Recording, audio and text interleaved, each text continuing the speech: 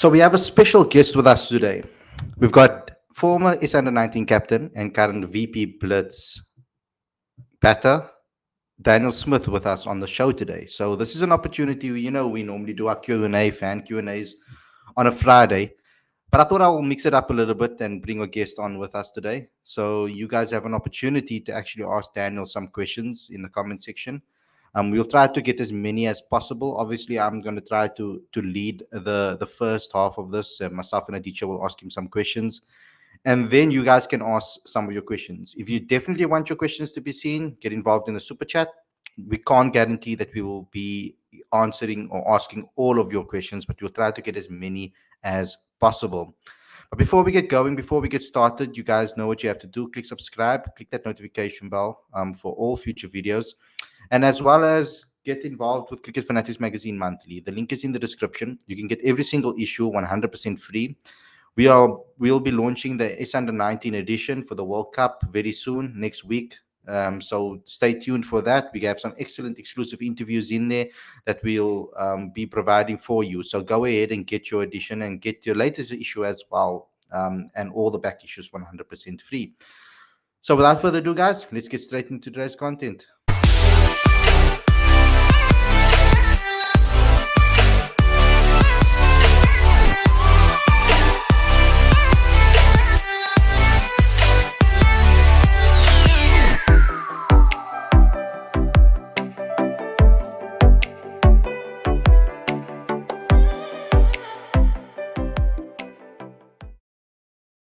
Good evening, everybody, and welcome to Cricket Fanatics Magazine. This is your daily show. This is your fan Q&A. We have a special guest with us today. We've got Daniel Smith with us today. So you guys know what you have to do. Smash that like button, comment, share, subscribe, and do all of those things. Welcome to the show, Daniel. It's great to see you and finally get to catch up. We were supposed to do that a while back, but we never got to it. But now you're here with us. So welcome to the show. How are you doing? Yeah, good evening, guys. Thanks so much for having us. Looking forward to the conversation.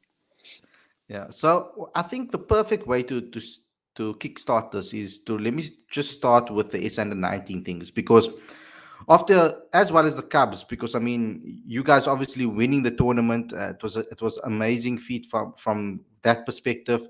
And then, of course, SA U19 captain, the guys that are traveling, you've worked with a lot of them. So I just would like to know some inside information leading up into this World Cup, because they knew that, or you knew from the start, that you would probably not make that World Cup side because of age and all of those factors. And let's start with that. Even though you knew that was the case, and what motivated you and kept you up for the task, and what was your instructions as the captain of that time? Yeah, so obviously it was quite a difficult situation, and obviously having COVID the year before, where there was tours inbound and outbound, if I'm not mistaken, and missing out on that, where it could have been like my first opportunity there. But then I did hear from like the coaches and CSA that they were going to go for the tour, the CSA Provincial Week, that they were going to select like the best like 15 people to go there. So that gave me a little bit of belief going into that Cubs week that I can still play for SA U19. Obviously that dream was still there to play for them.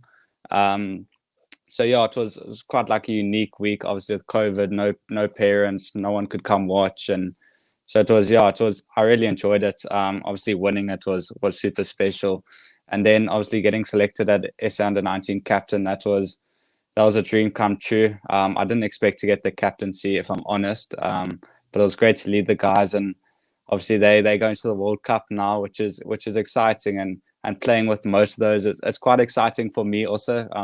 I've been following them up until now, and I think they've built up quite a nice team now. I think for this past year, they've been together pretty much every single camp they had, every single tour. It's pretty much been the same group of guys. So it's exciting, and I can't wait looking forward to watch them play. So can you give me some insight into some of the players, particularly also the new captain, because obviously George van Heeren is excellent talent as well. We've got Theoval Brevis over there, Ethan Cunningham. There's so many guys, Caden Solomon's guys that you've played with. So can you give me some insight into some of the guys and what makes them a special bunch of cricketers? Yeah, I think obviously getting selected for SA U19, and you got guys from different provinces. So, and when you go into like a national thing like the CSA provincial, like you kind of expect like all the Western Province guys to hang out together, all the Warriors guys. But there was something special there where like we'd go to the restaurant at night and it would be different people from different unions. Like everyone chilled with everyone. Like it was such a lekker thing to be a part of, and like I really enjoyed it. But then George van Heerden, yo, he's an awesome guy. He's one of a kind. Like he's humble. I mean, there's just something about him. And yes, we haven't seen the best out of him yet in terms of his batting, but he's a big time player, and I definitely think in the World Cup he's gonna want to take a bit of responsibility. Obviously, having the captaincy band, and he's definitely one to look out for. And then obviously Proteas, I think that's like one in a generation player there, right there. It's exciting. But yeah, there's all of them. I mean, all of them are really exciting, and their top 7 batters, I think they've all kind of really picked themselves for like the opening game. I think it's been quite obvious to see in the past couple of games. And I think even if 2 of those come out and play and score some runs, you're already chasing 350 because you just need the other 5 to chip in. And yeah, so it's exciting to see. So we know that Shukri Conrad has had an influence on a lot of the players, and mentality-wise, I mean, obviously from school days, compare the coaching compared to what he's taught you when you walked into the SA U19 group. What sort of belief did he help you with your belief? Did he help you with technique? Like what sort of things did Shukri actually help you to advance your game? Yeah, I haven't had much of we didn't really know each other up until SA U19. Obviously, we heard about each other and like seen each other, but we didn't really have a conversation. But once you have a conversation, I mean, he's a guy you put in the category of like a cricket genius in terms of minds, and he's awesome. He was a great guy for the team. There was lots of chats we had. Obviously, being the captain, we have lots of conversations, and I learned a lot.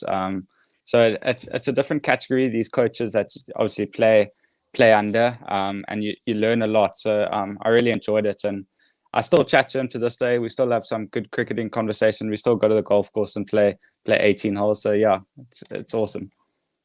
Aditya? How is it, Daniel? Welcome to the show, man. My question to you is, what are your red ball aspirations? Is that your ultimate goal as a professional cricketer? Yeah, I think red ball obviously is the ultimate. I think everyone wants to play for their South Africa and play test match. But then again, I want to be an all format player. I don't just want to specialize in red ball. I want to be there for one days and T20s, and so yeah, just looking to grow my game and learn as much as I can in all formats. So hopefully I can play all formats for Western Province. How would you define your brand of captaincy? What are some key facets that you believe in, and how do you bring out the best in players?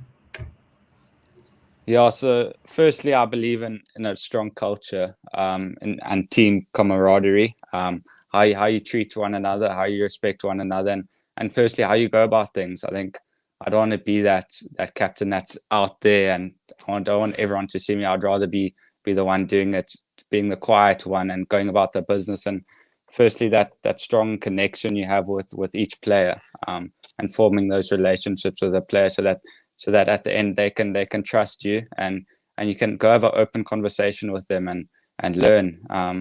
So yeah, so those are a few of my strong beliefs as captain.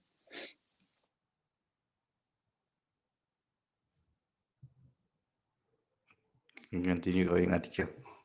One more. Sorry about that. Computer just got hung. So right now in the world, what are your all format batters and bowlers? Your favorite all format batters and bowlers? Yeah, I think Aiden Markram stands out for me. Just like the way he goes about things. He was kind of listed as a red ball format player, and now you see in T20s he's dominating. And I think white ball is gonna, in 50 overs, he's also gonna start dominating. And So I think Aiden Markham stands out for me. Just the way he goes about things. He's quite like a quiet guy, but yeah. And then bowlers, yeah, I think that Aussie attack's world class. I think you don't get any better than that, and to face that, yeah, it would be tough. Okay, excellent. Okay, let's get into some of the questions that are in the comment section before they get ahead of us of here. So we've got one from Bronson saying, "How's it, guys? Daniel, what's your favorite form of cricket to watch? T20, ODI, etc. And what's your favorite form to actually play?" Yeah, that's a very good question. To watch, obviously, people don't like watching that longer format, and lots of people you go that don't really understand cricket, they just love the T20s, the vibe. But I actually love watching Test match cricket. Just watching how they go about stuff, how they do things. I think you learn a lot there. Obviously, the T20s are good, and I obviously enjoy watching those. But I enjoy watching the longer formats and the way they go about things. And then I think we've spoken about which form I like to play. Obviously, I want to play all formats and test myself. Obviously, test the 5-day and 4-day stuff. So obviously, that's where you test yourself and test yourself mentally. So, yeah. Mm-hmm. Excellent. Okay, next one is from Dex. Aditya, do you want to read this one out? Yeah. How's it then? Could you tell us who's your favorite player in the current Proteas setup, like Aiden, Yanaman, Rassi, or Andrik? Yeah, so I think we kind of just spoke Answered about that. Obviously, Aiden Markham stands out for me, just the way he goes about things, and obviously an all formats player. So yeah, Aiden Markham definitely. Mm-hmm. Aditya, you can ask the next one as well, because that was Ray PMB9 asks, which format are you most successful at, and which is your favorite shot? Yeah, I don't know which formats I'm most successful at the moment. I enjoy all formats, and I feel like I've done well in pretty much all formats up to date and taking into school in consideration.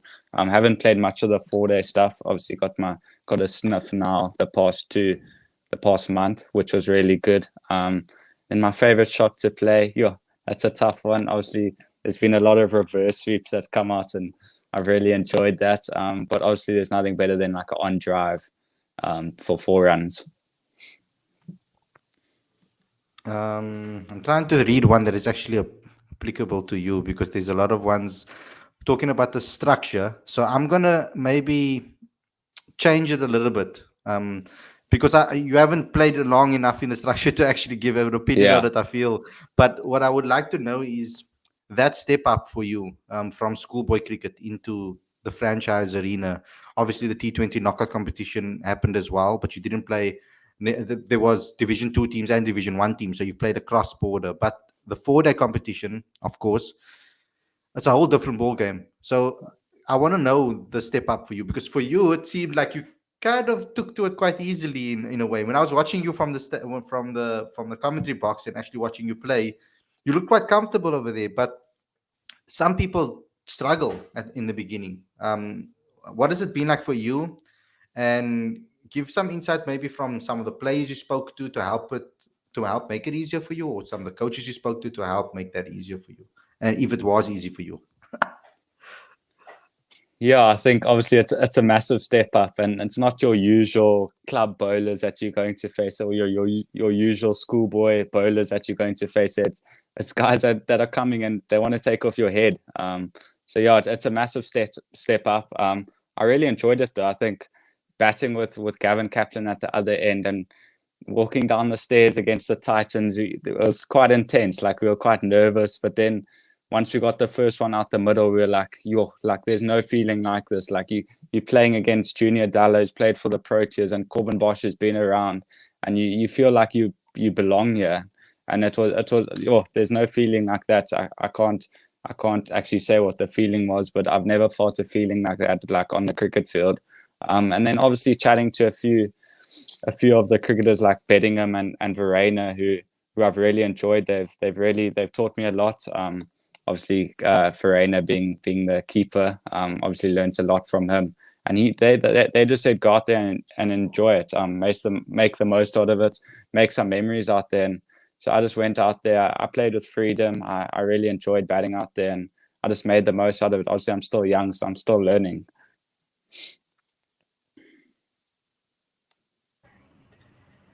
Ray asks again, as a captain, tactically T20 is the hardest format. How do you pick your bowlers, and what's the role of the analyst? Yeah, I think there's a massive part in the analyst part of things.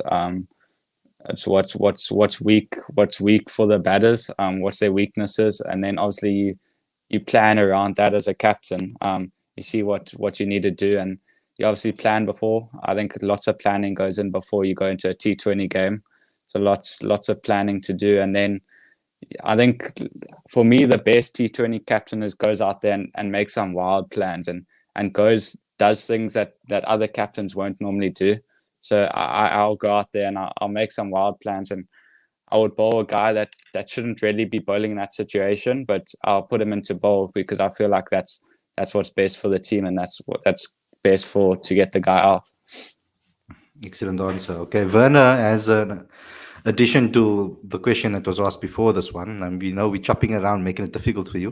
What was going through your head, and how were your nerves when you made your 4-day debut, and what you were asked to open? Yeah, so it's quite an interesting story going back to the Titans debut. I wasn't training with the team. I was meant to play in a Colts game against Borland. So I was actually training with the Colts side the whole week, so leading into the game. And then the day before, when I was supposed to go book in at the hotel to play for the Colts team, coach phoned and he said, like, you just have to stay behind because he's got a little finger injury. So I have to stay for warm up, and then if Beddingham's fine to play, then I'd have to travel to the Colts game to go play out there in the morning. So it was quite scrambled. Like you don't really know how to prepare for that. It was quite a difficult situation. And then at 7:30 at night, I was chatting to Beddingham, and he said, "Yeah, you're in." Like my dad just tested positive for COVID. So then I kind of knew from then. But the 7:30 the night before, you only know you're playing. And then I got the call at 8:30 at night from coach saying, "Yeah, you're in and expect to open."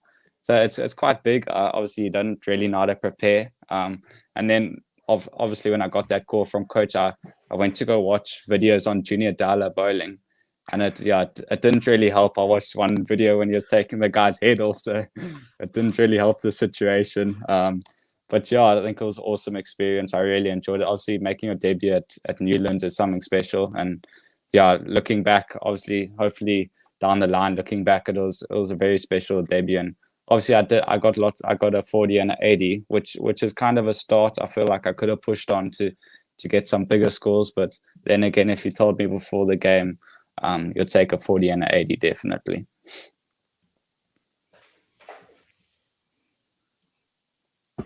Missing out on the Under-19 World Cup because of age, how much of a lift or confidence booster was it to be selected to represent the Western Province? Yeah, I think it's obviously massive. If you look at like how you want to go about your career, you just want to go in up. And obviously coming from SA Under-19, the next stepping stone was Western Province and representing the senior team. So I think that was definitely massive. And obviously getting the opportunity at such a young age is special. And hopefully I can continue to grow as a player and learn as much as possible with the group of guys that are in the Western Province setup. Daniel, tell us more about Ethan Cunningham as you played alongside with him. Yeah, he's a special player. He dominates. When I'm talking dominate, he can hit a ball. So obviously batted with him at the Cubs week, and I was at the other end and I was watching a proper masterclass on that other end of ball striking. I've never seen someone hit the ball so hard and so clean. Yeah, he's an awesome player, and he's a great guy. Spent a lot of time with him. He's a very humble guy, and looking forward to seeing him push on in the World Cup, and hopefully he does well. Final one, Aditya. I suppose I'll amend this a little bit. Apart from Aidan Markram, whose batting style do you like the most? Let's go with the international. Let's International. Yeah. Yeah, that's quite a difficult one. Obviously, in different perspectives. Like I like how Dean Olga goes about his innings. Like obviously grit and putting his mind to it. And yeah, obviously he's strong mentally. But But watching batters bat, I think there's one guy that no one would pick him, but Gavin Kaplan. Watching him in the nets, it's just something else. Just watching him, how he hits the ball, just his like technical side of things. I think it's serious to watch that, and I really enjoyed watching him. Obviously, he's obviously been a guy that I've looked up to when I was grade 8, and he was first team at school. He dominated school cricket, so he's a guy that technically I haven't seen someone like him, and I think he's definitely going to push on and perform well at senior cricket. I think you got a couple of buddies asking you questions, so I'm gonna let you read it and answer it. Yeah, he plays club cricket with me. Good mates. Yeah. And Josh Breen wants to know about himself too.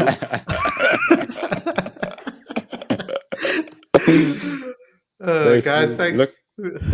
Yeah, you want to add to that? Those guys are just looking for some brownie points out here.